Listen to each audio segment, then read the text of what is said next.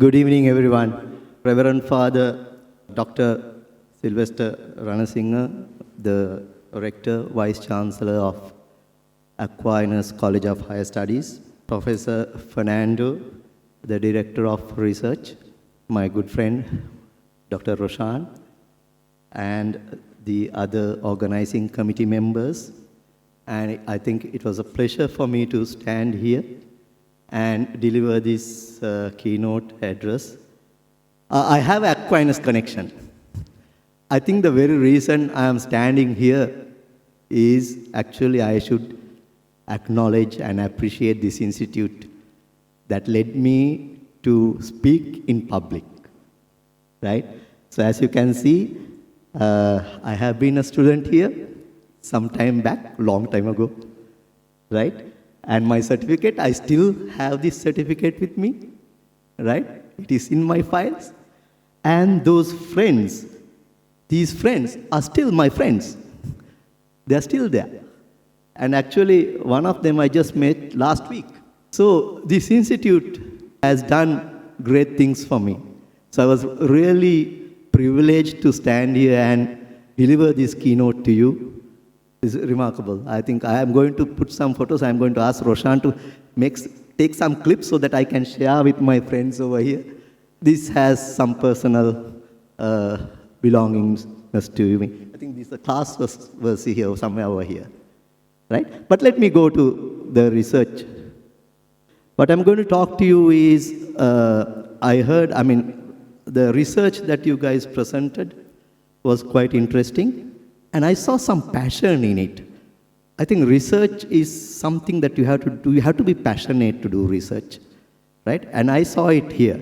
And I saw some of these research can go a long way, right? But I want to start. I'm going to, basically you all know that my area is material science, so I'm going to talk a little bit about the research I started when I joined the university, right? That is waste to value.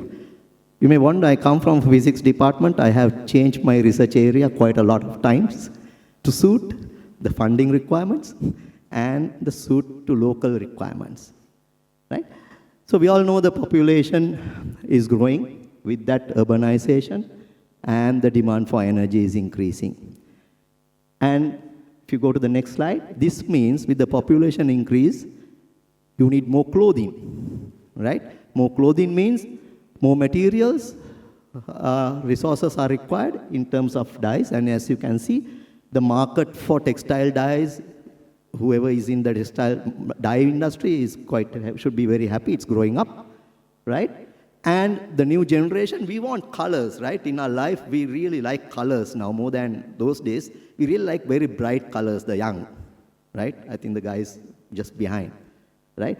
And that means we have a cocktail of waste that is being generated on the other side, right?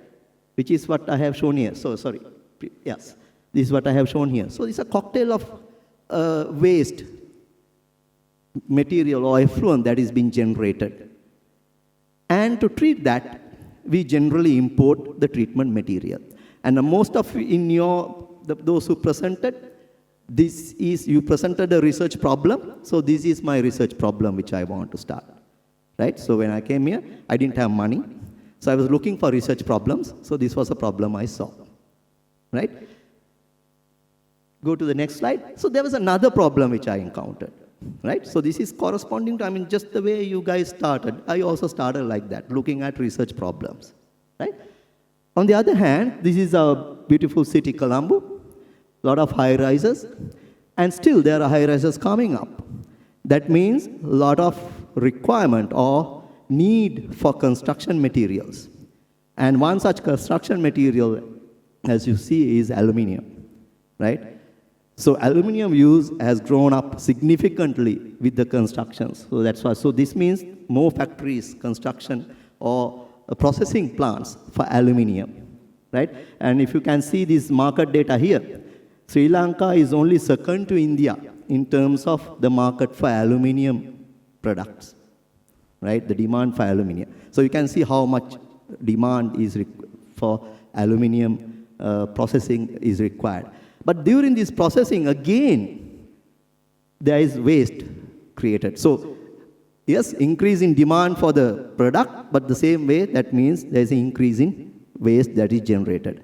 And here again, this waste is basically occurs in the terms of landfill, and then subsequently go into incineration. Somebody talked about carbon footprint. There you go, right? So there is a lot of waste that is being generated, ended up as landfill, as well as so that means a lot of cost associated with this. So what are we going? So this was my research problem. I didn't have much money when I started at University of Colombo for grant, but I had these problems. Right? I come across these problems and I wanted to see what I can do. Right? So what did I do? Just like you guys presented here, I started with a simple literature survey. I don't know this material. I'm a physicist. Right? Maybe a little bit of chemistry through my postdoctoral time at the chemistry department. Right? I looked into, I studied, I read, right, about the sludge that is being created, the waste that is being created from the aluminum industry, as well as what is being used to treat textile waste that we import, right, among other things. So these are so I read what I mean. It's about not reinventing the wheel. It's about building on what we have, what we already know. That's the part of research, looking at the gaps, right? And then I realized we understood that there is a possibility, there is a simple possibility of converting this aluminum sludge that comes from the industry with certain modifications so that it can be used as a replacement for what we bring for textile dye treatment. So in other words, the concept here was waste to treat waste.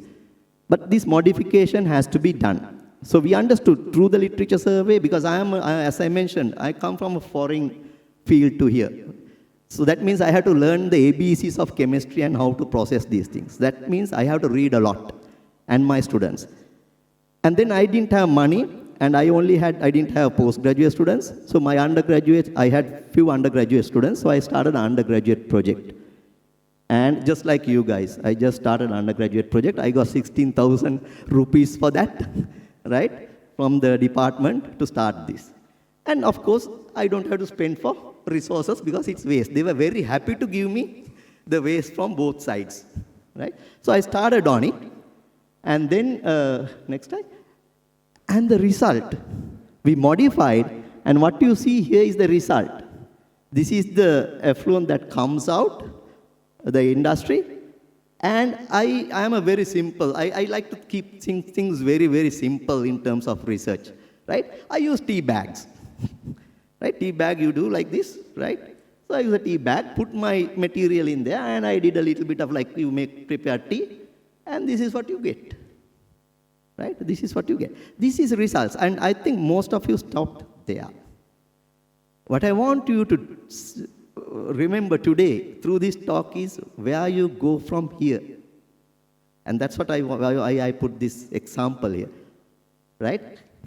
So this is results. This is actually 1 year of work, right? Go to the next one. Aha. Now with these results, I have one solution for two problems. My two research problems. One is the aluminum industry waste being converted. Now basically it goes to, it does not go there, but it is in terms of we have created another material out of it.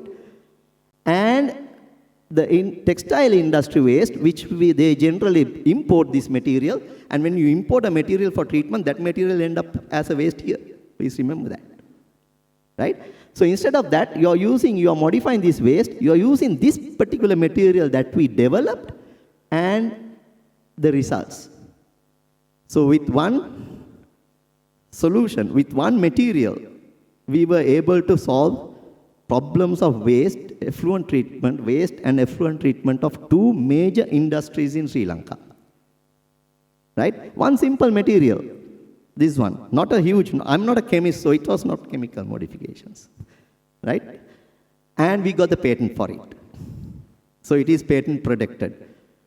So literature survey, so identifying the problem, just as you said, you guys did, right? Then going through the literature, understanding what is happening, right? And then through certain methodologies.